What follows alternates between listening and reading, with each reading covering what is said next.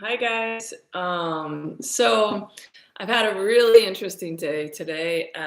Ariel, the archangel, came through to me this morning. I pulled three cards and I actually kept them on top to show you guys because I kind of wanted to start there. That's how my morning began. So I pulled three cards when I first woke up, and I had the Knight of Ariel, the Three of Ariel, and the Ten of Ariel. So I'm going to talk about these cards and kind of how they made me realize what was my message today to you guys. So I just want to show you guys this deck because it's massive, and it has all of the archangels in here. It's a ton of cards. Okay, so to pull through these cards and the three Ariel cards come up, I just had this strong calling to talk about Ariel for a minute. So I've received a lot of questions about how I got through my twin flame journey. What were basically some tips, maybe just to kind of not make it easier, but maybe to make it a little lighter on your soul, or just kind of like what helped me feel a little bit more validated or a little bit more. I mean, at times you feel like you're going crazy. You also feel like you feel really sad at times. And all of these emotions started coming into play because the other evening when I was speaking, I just realized like I really wasn't maybe validating the people that were asking me questions. And then I got some emails just about my journey and basically different sequences where I am. So, and I'm going to tie this all back into Archangel Ariel and how that's kind of worked out for me. So, I would say the number one thing that's helped me through all this, or at least one of the strongest things, I shouldn't say number one, but one of the strongest things is I really felt changing my expectations and my outlooks and really truly stepping into, as hard as this is to say out loud because it was that annoying to hear it, was that concept of timing, or time is like it's like it goes on and on and on, right? Like what's happening today isn't what's happening tomorrow, so time truly is an illusion. And I used to hear Liz talk a lot about that, and I was like, this is insane. Like, what is she talking about? Like, I couldn't grasp it. It was really, really hard for me to really. I'm very stubborn. Probably the reason why I also played college basketball, because I just don't give up. So it was extremely challenging to not, like, for me and my twin to always. She's very stubborn as well, so we both kind of got into this like magnets, coming back, coming back, coming back, because right, you don't want to give up, you don't want to let go, you think there's always a way. And one thing I think, if she was sitting here with me, she would say is when we really did truly release expectations. Sorry, my dog is getting a sip of water. And I got really clear with like it not needing to be a certain way, and taking a step back and instead getting more clear with my expectations for myself in this life and what I want to accomplish, and less focus on my twin. Believe it or not, it just took a lot of that pain and really like cycle of suffering that you just keep doing, which is just it's like trauma, trauma, trauma, trauma, trauma. And then you get yourself into such a sensory overload that you're just like, get me out, get me out, get me out. It's like a roller coaster. So I kind of want to digress to Archangel Ariel and how I see Archangel Ariel, and maybe this would assist you. So I the connection or the relationship is kind of like me being a basketball player and having a cheerleader. So hold that in your head. But that same dynamic is kind of like if you've seen the movie Hook, and there's or Tinkerbell, is exactly how I see Ariel. Tinkerbell is just this, like this little angel that runs around. She's always like around my head. If I really want to zone in on her, she's really light. It's not one of the angels I really deal with on a regular basis, but to get three cards when I first woke up this morning, obviously it was like ding. So Ariel in Peter Pan, if you've seen the show Hook, it's the same dynamic, right? Ariel is that person that's loving Peter unconditionally, making him follow his heart, kind of grabbing him by the hand or the shirt, and she's like, "Come on, come on, come on, Peter." And it's just that like devotion and love. That's kind of how Ariel is. She's that like your main cheerleader to push you forward. How you see Tinker like in Hook, how she's like sleeping in like a nest. That's exactly how Ariel is. She's that angel that's really connected to like the forest and different earth elements, and like just about like physical environment, wants to be adventurous, wants to play. She's gonna be the archangel that comes across like if you want to do something like not like Metatron, but like move you forward by buzzing around you to get the energy going, whether that's to shift you into abundance or travel or um, it's like it's just her job to really be that love support. I It comes across kind of like God, as odd as that sounds, but it's that unconditional love and that cheerleader to push you forward and just really light up your path. So I'm trying to think of some different ways to explain this little angel because she comes across to me literally like Tinkerbell. She's pink. She's very translucent to me. She kind of buzz. She kind of has a buzzing noise. I don't know, and this is just literally how it comes across to me. So I'm going to read you the 10 of Ariel, 3 of Ariel, and 9 of Ariel, and just kind of what Ariel represents in these Radcliffe Valentine card. So the 10 of Ariel, that's just the concept of you're grateful. This angel is making you look back at your relationships and financial success and the promise of retirement, a rich and rewarding family life, right? So this is just in a very high level, just that high abundance, wherever you're searching for that abundance, whether it be family or physical, she's just saying, there's just so much to be grateful for. And the more you give, in turn, comes back to you tenfold, right? It's that same concept of just really stepping into prosperity and love. So really like that. Then I'm going to go to the Knight of Ariel. This is kind of like there's so much to accomplish, and it's that happy ever after.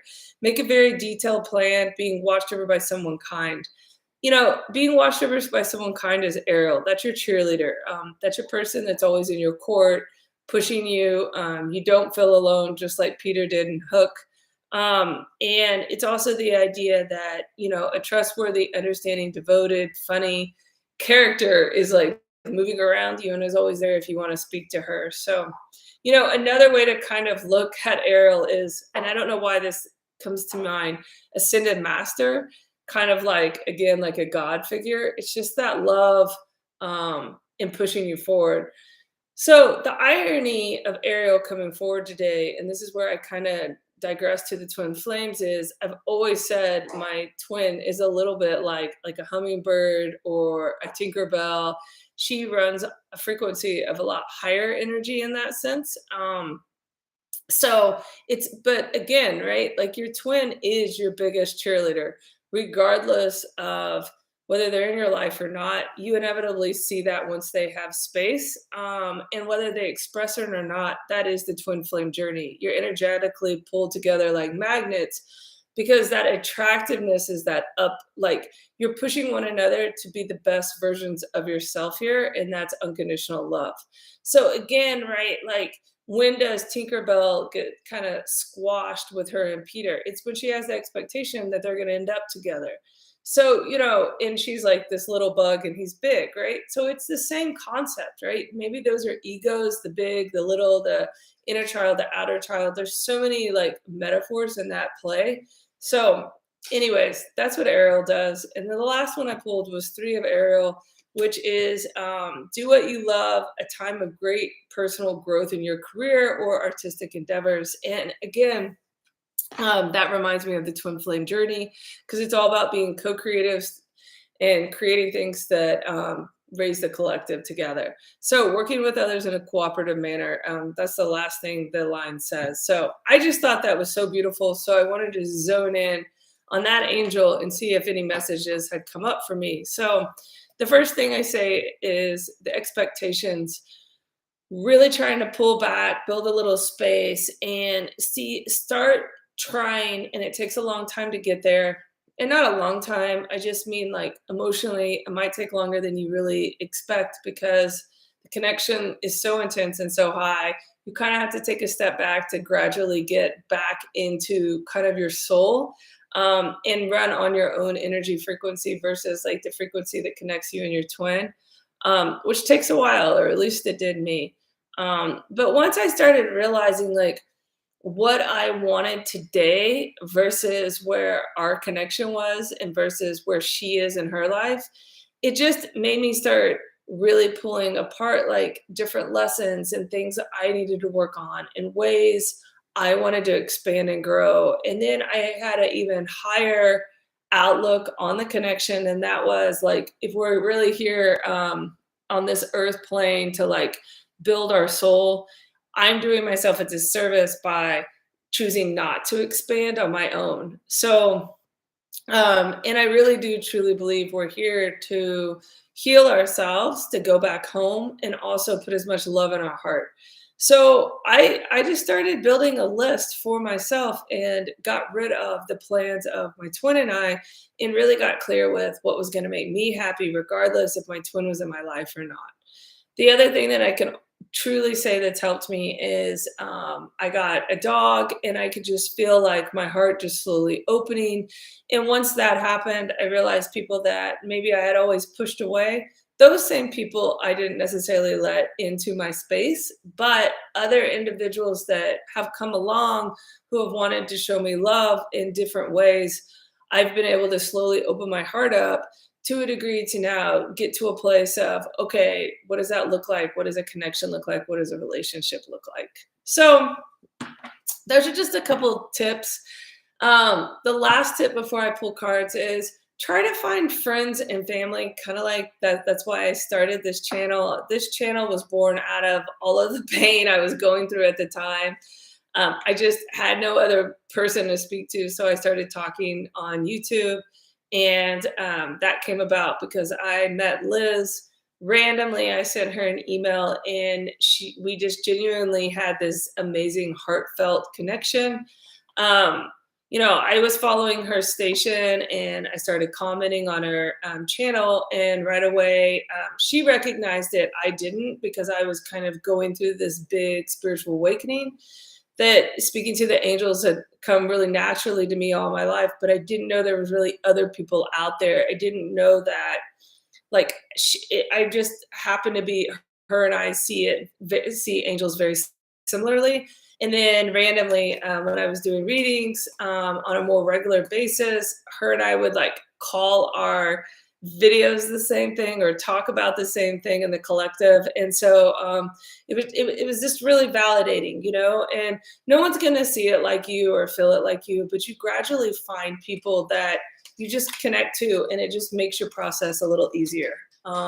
So anyways, those are my recommendations. I'm going to start with the same deck and see now what we can pull for the collective versus just kind of what came up for me.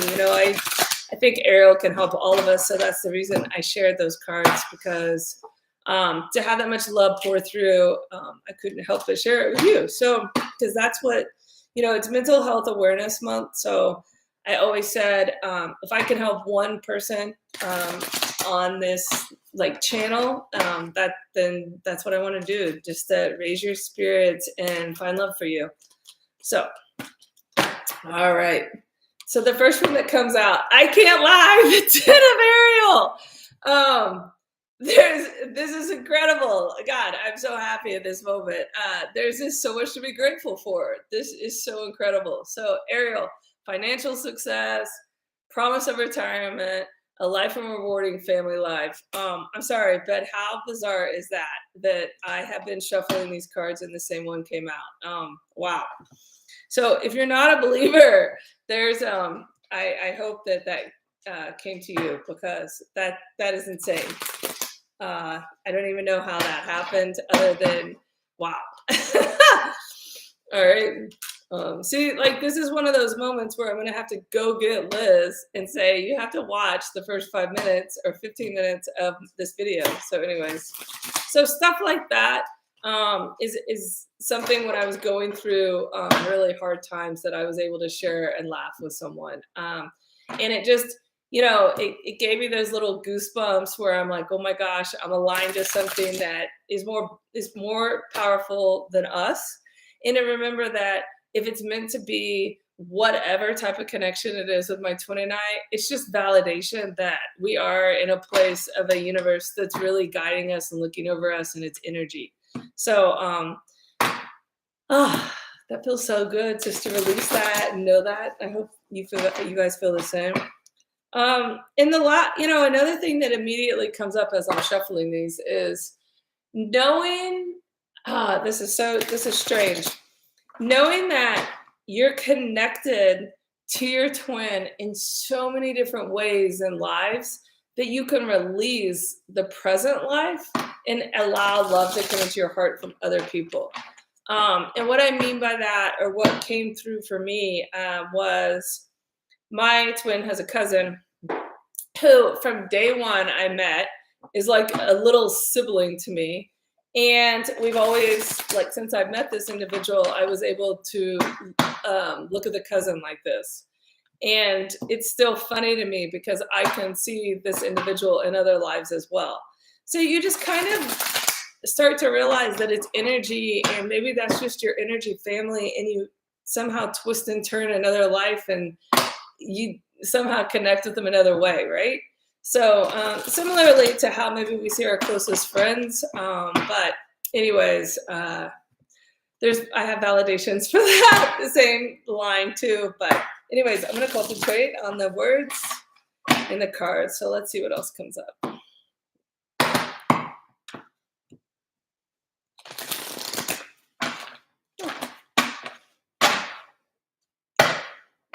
Okay. As Liz says, every day I'm shuffling.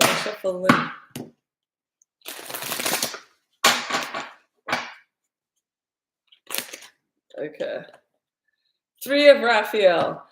This one came out last night. It's so weird when the energy just like doesn't shift and the same cards within 24 hours come out. And I talk a lot about this. This is why I don't pull cards very often back to back to back, because this reiterates, it's just the energy doesn't shift and the cards are saying the same, which is community of friends, a reason to celebrate, having announcements regarding relationships or children. And I love this because it's like 3 mermaids.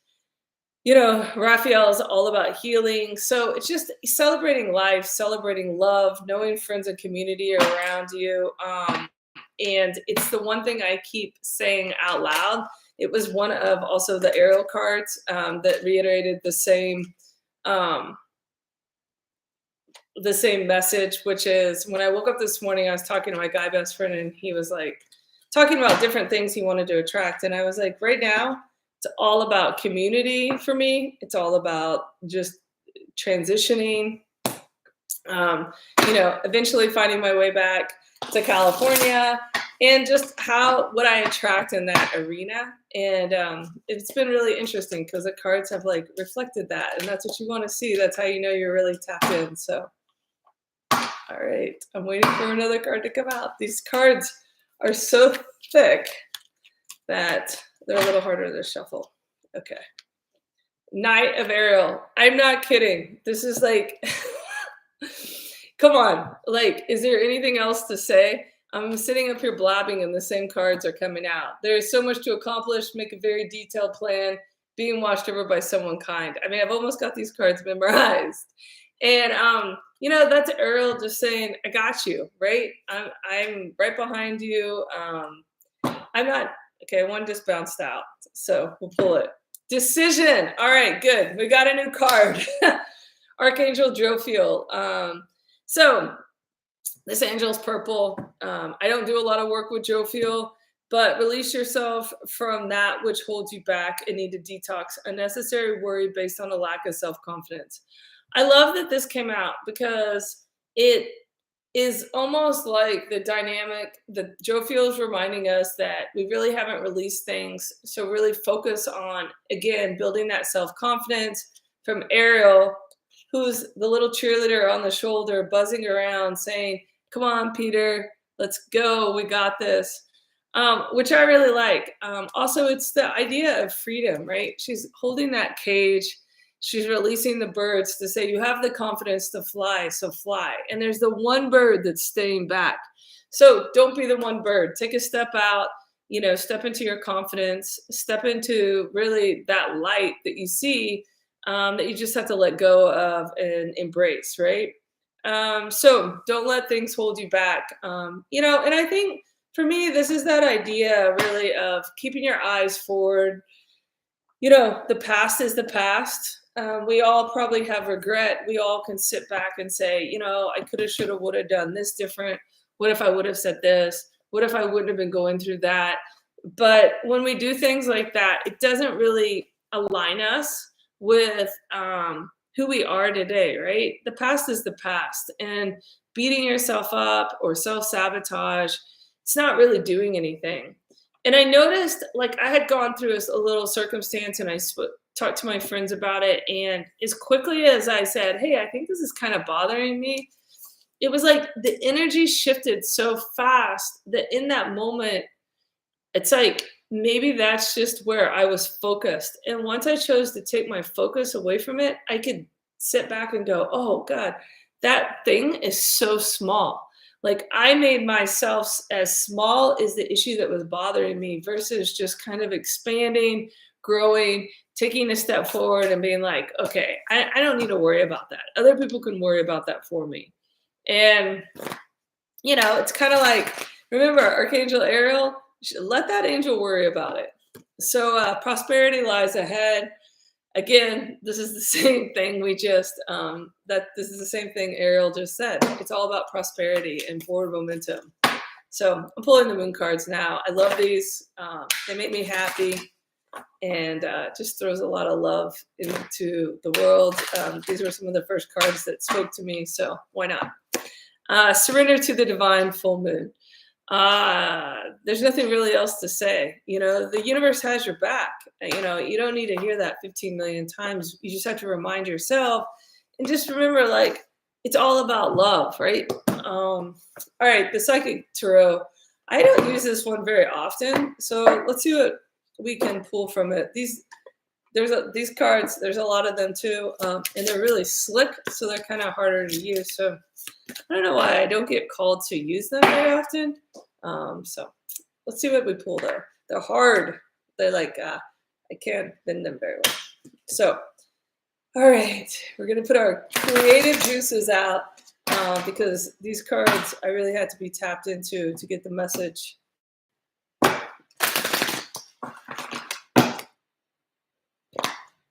right.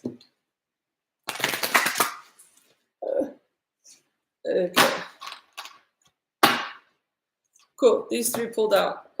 So the first one, sacred chakra, spiritual union, firm foundation. So the first thing that comes up reading through these is firm foundation. This is the idea of you create your foundation and the rest comes, right? Like my grandfather used to say, if your house isn't clean, then basically your soul isn't clean and you're not going to connect to others. This firm foundation is exactly how I feel. It's like building that community, building those close friendships that, maybe a job feels like a strong like foundation. Maybe it's just your house, your maybe you want your dog or, like what is your firm foundation? For me, it's like routine, working out, eating healthy, really having a good vision of how I want to feel when I take the next step in my life, what safe feels like, and really attracting that around me and getting back into my creative community is my firm foundation. So finding that for yourself that you recognize, it's like, whether it's coffee or and then maybe you have lemon water, or maybe you like to eat a tuna fish sandwich, or whatever it is, is it a certain workout? Like for me, I like to mix yoga, and then I do some sort of run, skip, lift, jump, some sort of, I don't know, different drills. Or, another thing I really like to do when I'm back in LA is box. So whatever that is. Next, spiritual union. If there's been someone that you've really connected to, and that connection's still there, maybe just tapping in, even if you're not speaking to them, writing them a letter, and then you can even toss it, or going into meditation to connect. I like this card because it's the masculine and feminine connecting heads, which is just really beautiful to see, because sometimes you can be tapped into someone and maybe you're not in physical union, you're in spiritual union. And, that's okay as well. The sacral chakra, I love that. It's just that idea of that being, it's right here, the sacral, and it's like lighting you up. The sacral kind of reminds me of like your womb. But getting that sun going, I'm a Leo. I also, in my twin flame journey, I'm the sun, my twin's the moon, like where we put our energy. So for me, it's like when I get that fire in my belly, I'm like ready to skip. Like I am ready to go. But I have to find that deep fire to really like get charged up. So find that, warm up that sacral chakra, right? Like I'm going to read a little bit about it, because the sacral chakra is out of my wheelhouse, but I would like to read about it, because I might be telling you wrong. I might be telling you totally wrong. I just went off my intuition when I started speaking about that, because I'm not really tapped into the chakras. And that's okay. You don't have to know everything. You just go by how you feel. So it's the ovaries. The keywords I want. Known as the sacral chakra, the second chakra is located 2 fingers below your navel and relates to emotions, desires, creativity, and sexuality. Perfect. So I said my womb. You see, like sometimes you guys, if you're starting a station, a channel, it can be how you feel. Sometimes I watch this guy, he's called Minnow Pond, and people complain all the time. They're like, the 3 of Wands doesn't mean that. The 8 of Swords doesn't mean that. And he's like, I don't care. That's what it means to me when I read it, So when I read chakra, the sacral chakra, I was like, that feels like my womb. That's what that word feels like. But, I could have sat there and guessed, but I'm like, that's what it feels like. That's how I see it. And it just so happens this book agrees. So there we have it. So to keep the chakra balanced and its energy flowing, try dancing, moving your hips and your lower abdomen, use a color meditation, and practice yoga. Express your sexuality and nurture yourself. And remember, you do matter. I love that, because this is exactly what I was saying. Don't self-sabotage. Love yourself. You do matter. You are love. And once you get fire in that womb, you can really heat up, right? And when I do think of heating up, I do think of like a hot yoga course. So I'm debating. I think I'm going to stop there. A lot of confirmations tonight, a lot of validation, and I hope you enjoyed being here. It sure does make me happy when my reading kind of gets validated, and I'm pulling cards that maybe the energy is just showing up exactly where it is. And sometimes it's good just to sit in that and enjoy it. So love and light your way. Enjoy, Ariel. Like I said, if nothing else, you've got a cheerleader. Take care. Bye.